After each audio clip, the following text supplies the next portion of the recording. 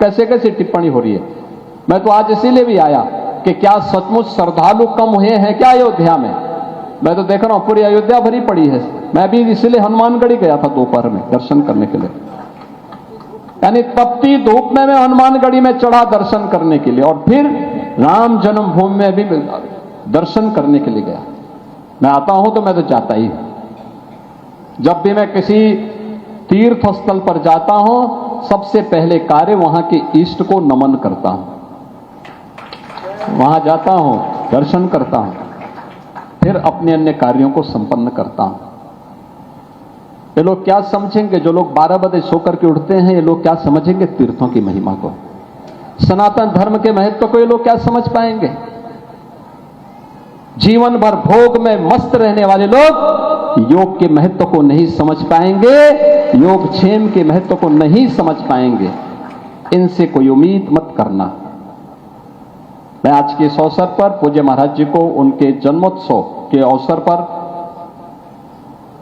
आयोजित श्री राम कथा के शुभारंभ के अवसर पर उत्तर प्रदेश सरकार की ओर से, गोरक्षपीठ की ओर से उनके स्वस्थ और दीर्घ जीवन की कामना करता हूं। याद रखना, अयोध्या की पहचान प्रभु श्री राम की मर्यादा से है, काशी की पहचान भगवान शंकर की जीवंतता से है,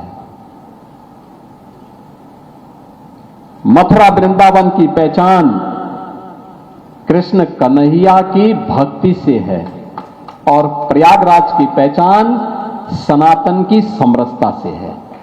हमें इनको खोने नहीं देना है और किसी को इसके साथ खिलवाड़ नहीं करने देना है। ये वही लोग हैं जब इनको अवसर मिलता था तब ये कुंभ पर उंगली उठाते थे, कहते थे कुंभ में भेदभाव होता है। अरे जहां ये नहीं, एक ही संगम पर संत भी स्नान करता है और सफाई कर्मी भी स्नान करता है, उस सनातन धर्म पर ये उंगली उठाते थे प्रयागराज में।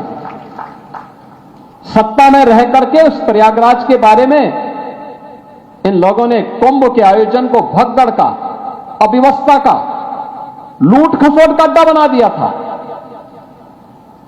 अयोध्या के राम जन्मभूमि आंदोलन में लोग विरोध कर रहे थे, और आज जब यह अवसर प्राप्त हुआ है तो एक कीचड़ उछालने का काम कर रहे हैं। कुंभ का प्रभारी किसको बना दिए थे? समाजवादी पार्टी के लोग। तो अब आप बोलते हैं जो भारत माता को गाली देता हो वो आपका हितैषी होगा क्या? इसलिए सतर्कता और सावधानी का समय है, बहुत सावधानी पूर्वक। जब कुछ बोलना हो प्रभु का स्मरण करो, राम की मर्यादा का पालन करो, आगे बढ़ो। जब आपने डबल इंजन की सरकार को चुना है तो मान करके चलिए कि अच्छा होगा, जो भी होगा अच्छा होगा, जो भी होगा भारत के हित में जो होगा, सनातन धर्म के हित में जो होगा वही होगा।